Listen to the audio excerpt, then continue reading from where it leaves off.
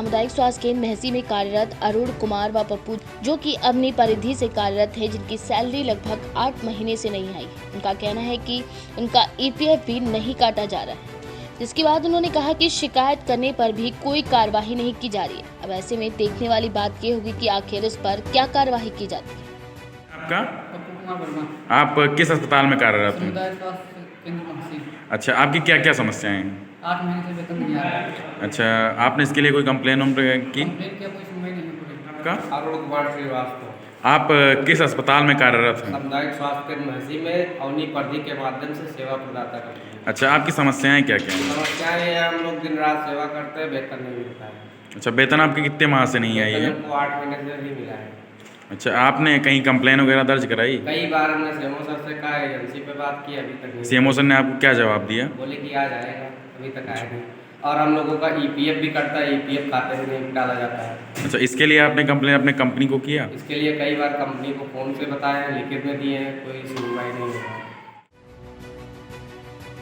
बहराइच से KKD news संवाददाता अभिषेक सिंह की रिपोर्ट। वहीं दूसरी तरफ बहराइच जनपद में नानपारा तहसील क्षेत्र अंतर्गत भारतीय अल्पसंख्यक मुस्लिम विकास समिति के तत्वाधान में वसीम रिजवी के द्वारा कुरान मुकद्दस पर की गई टिप्पणी के विरोध में 1 दिवसीय विरोध प्रदर्शन कवि नगर में किया गया। साथ ही राष्ट्रपति को संबोधित एक मांग पत्र प्रभारी निरीक्षक नानपारा हर्षवर्धन सिंह को सौंपा गया। इस दौरान सैयद अब्दुल वली ने अपने उद्बोधन में कहा कि वसीम रिजवी वो शख्स हैं जिनके ऊपर गबन और संपत्ति हड़पने के कई मामले चल रहे हैं। रिजवी ने हमेशा की तरह फिर से बयान देकर देश की अमन शांति को भी भंग करने का काम किया है, जिस पर उन्होंने हुकूमत से मुतालबा करते हुए कहा कि रिजवी पर शांति भंग करने, सांप्रदायिक सौहार्द बिगाड़ने, अराजकता फैलाकर नफरत व फसाद बढ़ाने का मामला दर्ज किया जाए और इस पर कड़ी से कड़ी कार्रवाई की जाए। इस दौरान आशिफ शेख, महफूज मिराज, रमेश गौतम एडवोकेट के साथ कई लोग मौजूद रहे। अस्सलाम, आदाब, नमस्कार। सबसे पहले मैं जनाब दाऊद भाई का शुक्रिया अदा करना चाहूँगा, जिन्होंने इतनी मेहनत और मशक्क़त से इस प्रोग्राम को सजाया और संवारा। उसी के साथ उनकी टीम, शेबू भाई और हमारे चांद भाई, और जिनका मैं नाम नहीं जानता हूँ उनके लिए एक शेर अर्ज करूँगा। किस किस का नाम लूँ, किस किस को छोड़ दूँ, जो जर्रा जहाँ है वहीं आफ्ताब है। हजरात बंजारा लदनिया समाज के हमारे सलीम भाई और इब्राहिम भाई, उनके साथ मौलाना साहब, ये आए, इन्होंने हमारे प्रोग्राम को इज्जत बख्शी, रौनक बख्शी, उनका भी मैं शुक्रिया अदा करना चाहता हूँ। हालांकि शुक्रिया अदा करने की ज़रूरत नहीं है, क्योंकि ये प्रोग्राम ऐसा है जिसमें बिना बुलाए बिना कहे लोगों को आना चाहिए था। ये हमारी बदकिस्मती कह लें कि जब भी हमने आवाज़ उठाई, हम कौम और मिल्लत के लिए हर जगह किसी ने भी आवाज़ उठाई, हमने अपनी आवाज़ से आवाज़ मिलाई। लेकिन जैसे दौर हाजिर में अल्लाह ताला की रज़ा और अल्लाह ताला के डर को लोग भूल के एक इंसानी खौफ और डर उन्होंने गालिब किया है। इसी जो डर के बीच में गालिब है, उसको ख़त्म करने के लिए इस प्रोग्राम का इनेकाद किया गया। हालांकि प्रोग्राम करने की कोई ज़रूरत नहीं थी, लेकिन हमारी मुस्लिम कम्युनिटी के चंद अफराद, कुछ ऐसे लोग जो ये चाहते थे कि हम सड़कों पर निकल कर प्रोग्राम करें, उस चीज़ को मैंने सोचा और समझा।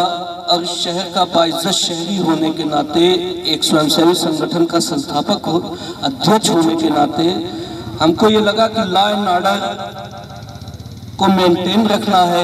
कहीं पे कोई ऐसी घटना न घटे कि हमारे किसी नौजवान साथी को जेल जाना पड़े किसी धारा में या किसी में। तो उससे पहले एक प्रोग्राम का इनेकाद किया जाए जिसमें सभी लोगों की, पूरे नानपारा की शमूलियत हो जाए, और उनमें जो गम और गुस्सा का इजहार है, वो शैतान वसीम रिजवी के बयान को लेके वो गम और गुस्सा ख़त्म हो जाए। इसलिए ये कदम उठाया गया। और जितना भी मदरसा अज़ीज़ुल उलूम की बात की जाए, वो हर मसले और मसाइल में खड़ी रही है, आगे खड़ी रही है।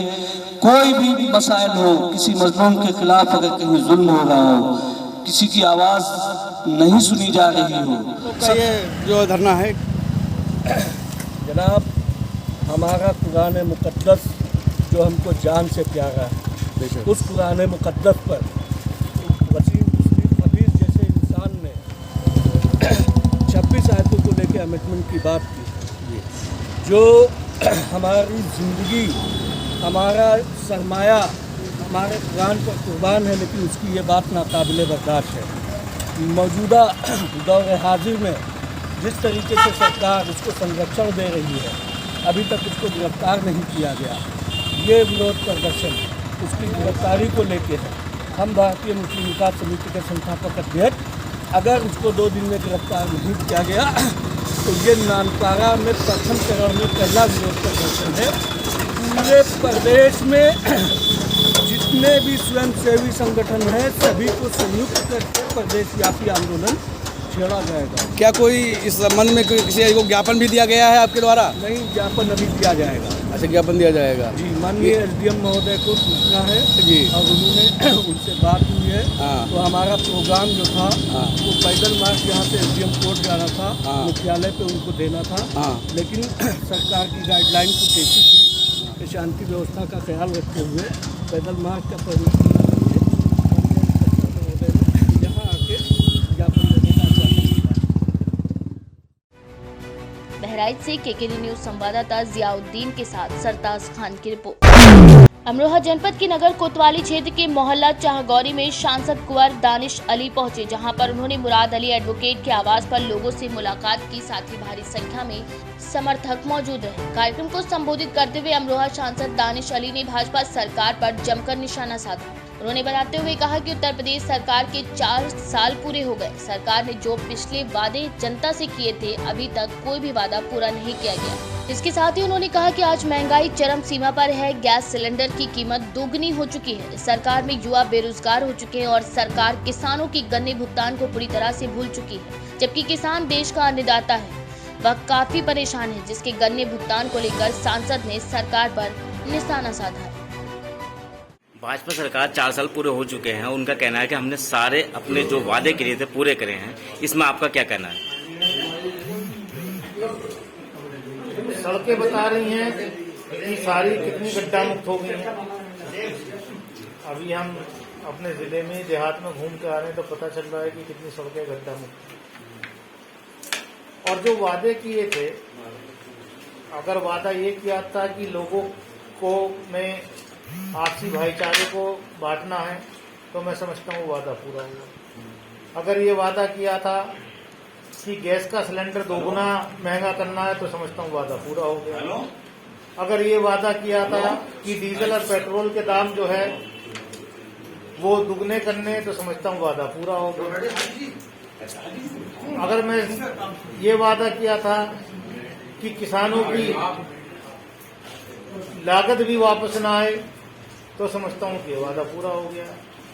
अगर ये वादा किया था कि गन्ना किसानों का 1 साल तक का पेमेंट ना मिले उनको गन्ना डालने के बाद चीनी मिलों पे, तो मैं समझता हूँ कि वादा पूरा हो गया। अगर ये वादा किया था कि नौजवानों को और बेरोजगार बनाना है, तो मैं समझता हूँ कि वादा पूरा हो गया। तो मुझे बताइए कि कौन सा वादा ऐसा था जो उन्होंने पूरा नहीं किया? 4 साल पूरे होने के बाद उन्होंने हर जगह कार्यकर्ताओं ने करा और नरेंद्र मोदी भी कह रहे हैं कि हमने जो वादे करे थे पूरे करे हैं। और आपके कहने का मतलब ये है कि इन्होंने कुछ नहीं करा। मैंने जितने आपको वादे इश्यूज गिनाए हैं वो बता दीजिए।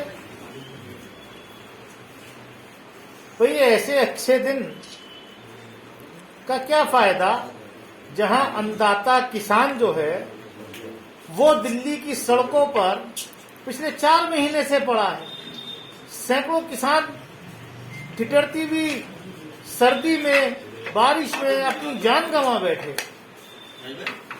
ये कौन सा राज है?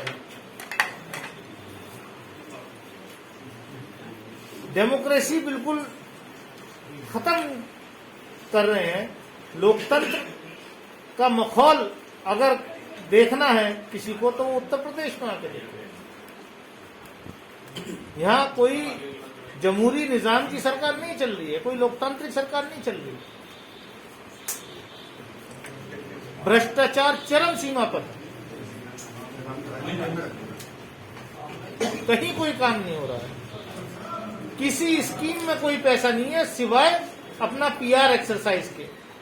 पूरा बजट जो है अपना बढ़िया एडवर्टीजमेंट, बढ़िया होर्डिंग, बढ़िया टीवी पे सारा मीडिया के माध्यम से जो है सिर्फ PR एक्सरसाइज चल रही है, ग्राउंड पे धरातल पे कुछ नहीं। इसी के साथ ही अमरोहा जनपद के गांव शाहजहांपुर में किसान महापंचायत को संबोधित करने पहुंचे किसान नेता नरेश टिकैत ने केंद्र और प्रदेश की बीजेपी सरकार पर निशाना साधा। उन्होंने कहा कि मोदी सरकार किसानों के खिलाफ काम कर रही है। तीनों कृषि कानून जब तक वापस नहीं होंगे तब तक आंदोलन यूं ही चलता रहेगा। बता दें कि तीनों कृषि कानूनों के विरोध में आज भारतीय किसान यूनियन के नेता नरेश टिकैत ने किसान महापंचायत को गांव शाहजहांपुर में संबोधित किया। इस मौके पर केंद्र की मोदी सरकार को किसान विरोधी बताया। साथ ही उन्होंने कहा कि हम लोग वार्ता के लिए तैयार हैं, लेकिन सरकार वार्ता के नाम पर सिर्फ ड्रामा कर रही है। हकीकत में किसानों को जो न्याय मिलना चाहिए वह सरकार नहीं दे पा रही है। अखिल भारतीय संयुक्त किसान मोर्चा के नेताओं का जो नेतृत्व मिलेगा उसके आधार पर हम आगे संघर्षरत रहेंगे। तो किसान की समस्या है, किसान की समस्या इतनी गंभीर समस्या हो रही। सरकार की हठधर्मी, एक सरकार का जिद्दी रवैया, नए महापंचायतों का जो आयोजन हो रहा तो सरकार ने करवाया। हमारा किसान परिवार सब एक होने लग रहा, पूरे भारत का किसान है पूरा। लगातार इतनी महापंचायतें हो चुकी है, 11 दौर की वार्ता हो चुकी है, उसके बाद भी सरकार पीछे नहीं हट रही है। 11 दौर की वार्ता में तो उन्होंने मजाक करा, उन्होंने वार्ता अच्छी उसका थोड़ा ही दी। वार्ता गंभीरता से नहीं ले रही, क्या कब लेंगे गंभीरता से। किसान में कानून वापसी की बात कर सरकार वापसी नहीं कर रही है, सरकार भी अपनी बात पर अड़ी हुई है। इस पर बताइए आपका क्या कहना है? नहीं, एक तो बताओ जी, यह खेती घाटे का सौदा हो रही है। MSP पे हम यही तो कह रहे हैं, जो सरकारी रेट है 1975 रुपये का सरकारी रेट है गन्ने का, उसका गेहूँ का, और उसकी सरकार पर हम गारंटी तो कह रहे हैं, लिखित में इसमें कानून बना दो, इससे कम में थारी फसल खरीद दी जाने की। यह तो मोटी बात है। सरकार तो कह रही है MSP है, MSP खत्म नहीं होगी। नहीं, गेहूँ का रेट देख लो, 1300, 1400, 1500 यहाँ तक सीमित हो जाएगा। तो 475 रुपये जो 1500 है, तो 475 रुपये का तो एक क्विंटल का घाटा किसान को है। तो आने वाले विधानसभा के चुनाव जो हैं यूपी में 2022 में, इसमें क्या कहना आपका? नहीं, ये तो जनता अपने आप चुन रही है, जनता को तो बड़ा वो, हम नहीं किसी को राजनीति को उसमें। जो किसान आंदोलन था वो सर्दी के समय शुरू हुआ था, धीरे धीरे गर्मी आ गई है, उसके बाद भी सरकार पीछे नहीं हट रही है। काफी लंबा समय गर्मी का तो समय है, प्रकृति की वो है, जो गर्मी सर्दी बरसात ये तो रहे, तो आप समय पाती रहेगी। तो किसान को या थोड़ा ही कुछ ऐसी बात, किसान तो गर्मी में गर्मी की तरह तो घर जा, ऐसी बात कोई वो नहीं है। बरसात में बरसात की तरह तो वो जाटे में जाटे का जाम रखते हैं। तो आपको क्या लग रहा है, सरकार बात मानेगी किसानों की? नहीं, ना मानो सरकार की कितनी फजियत हो रही है, कितनी थू हो रही है सरकार की, इसकी कितनी वह हो रही है, कितनी हालत सरकार की खराब हो रही है, तो सरकार की अंदाजा लगा सके। ये इतनी बड़ी महापंचायत हो रही है जिन्होंने वोट दे रखी, यहाँ से कम 95-98% आदमी ऐसे जिन्होंने भाजपा को वोट दी और सरकार बनवाई। तब आगे की क्या रणनीति होगी? रणनीति तो संयुक्त किसान मोर्चा है, उन्हें राइट है भाई। अमरोहा से KKD न्यूज संवाददाता मुजम्मिल हुसैन की रिपोर्ट। सीतापुर के ब्लॉक बेहटा सेतुही में भीषण आग लग गई, जिसकी चपेट में आने से 3 साल की एक बच्ची की मौत हो गई। साथ ही 3 लोग गंभीर रूप से घायल हो गए, जिन्हें उपचार के लिए जिला अस्पताल में भेजा गया। वहीं सूचना मिलने पर पहुंचे लहरपुर विधायक ने पीड़ितों की आर्थिक मदद की।